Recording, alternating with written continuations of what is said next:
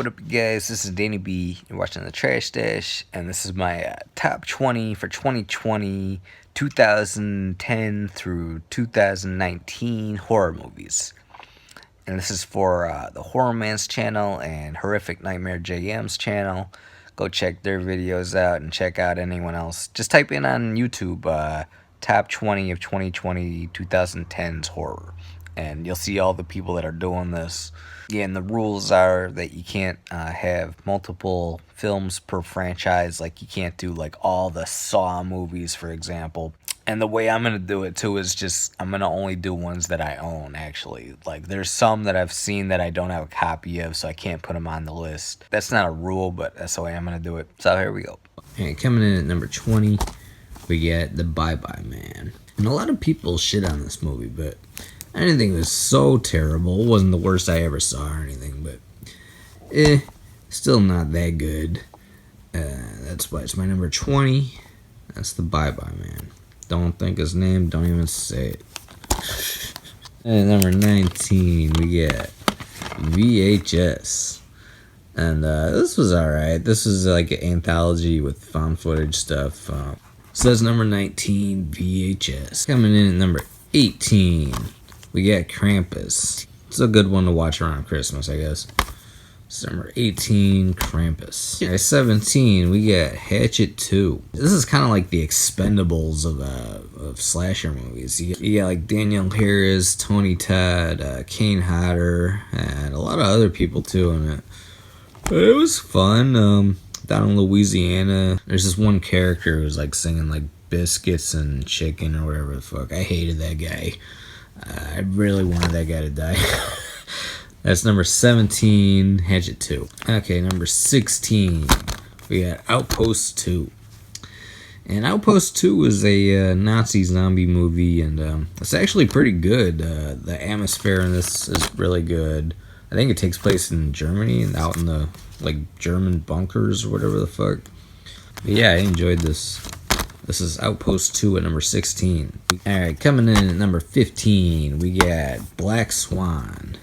And this is half drama, half like psychological horror. You got some really good like sequences of like body horror and I don't know, just anxiety horror, and I don't know. Mila Kunis was super fucking hot in this. It's number 15, Black Swan. And I thought this was gonna be a mystery, but it's actually not. It's a completely different thing. Alright, coming in at number 14, and this one is a mystery. This is Passion by Brian De Palma. Very underrated kind of thriller horror thing. It's kind of like a murder mystery type of thing.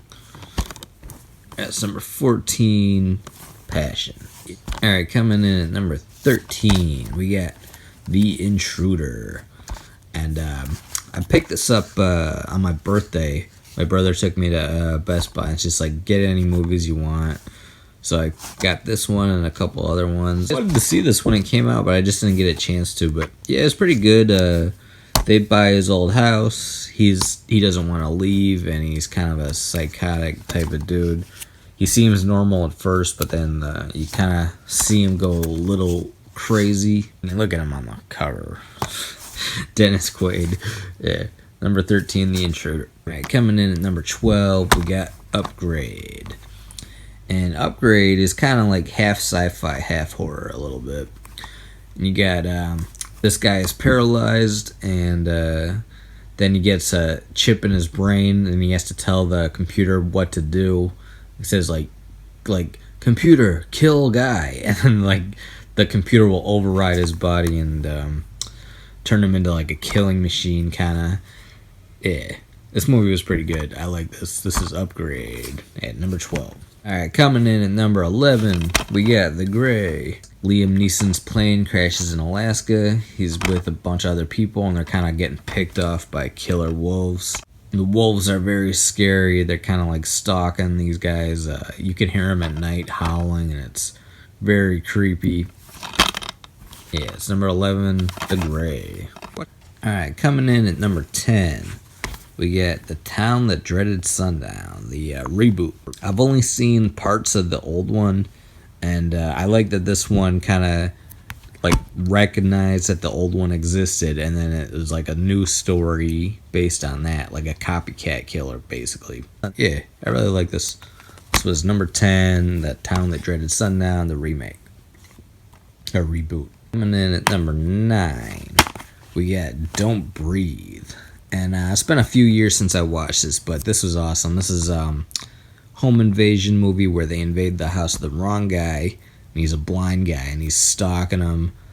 It's pitch black in the house, so they're at a disadvantage because to him, it's like any other night. So he can kind of, he knows his way around the house and shit, and takes a very dark twist at the end that I did not see coming.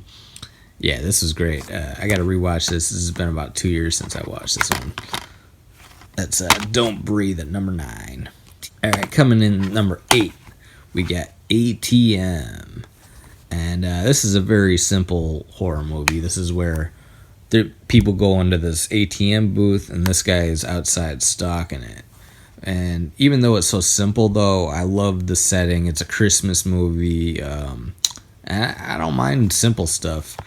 Yeah, I really like this. This is ATM at number 8. All right, coming in at number 7, we got Nightcrawler. And it's a little bit debatable whether this is horror or not. I consider it horror. There's like some very gruesome footage scenes, like news footage scenes and stuff. This guy is definitely a sociopath, and he's kind of like planning out people's deaths to film to make money for the news. And yeah, very creepy. This is a little bit like American Psycho, but with paparazzi. So that was number 7, Nightcrawler. Coming in at number 6, we got Halloween 2018. But yeah, I'm kind of hoping in the sequels we don't get so much Jamie Lee Curtis. I'm a little bit sick. But yeah, number 6, Halloween. Yeah, pretty good. Michael Myers was awesome in this. Alright, coming in at number 5, we got the Maniac remake. The original is my favorite slasher movie, and so I don't like this as much as that, but it is very good for a remake. What I like is that it's different enough to be its own movie. Like, this is all through the guy's eyes. The first one isn't like that, and it has the very like new school kind of grimy feel to it, like fluorescent lights and stuff. That's number 5, the Maniac remake. All right, coming in at number 4, we got Leprechaun Returns. And I had a lot of fun watching this. I was actually on a cat-sitting job when I watched this one. And I just had so much fun.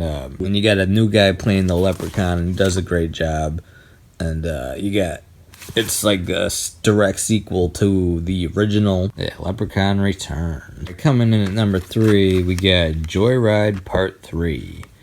And that's the only one that takes place within the 2010s. It's 2014. And I actually really liked Part 3.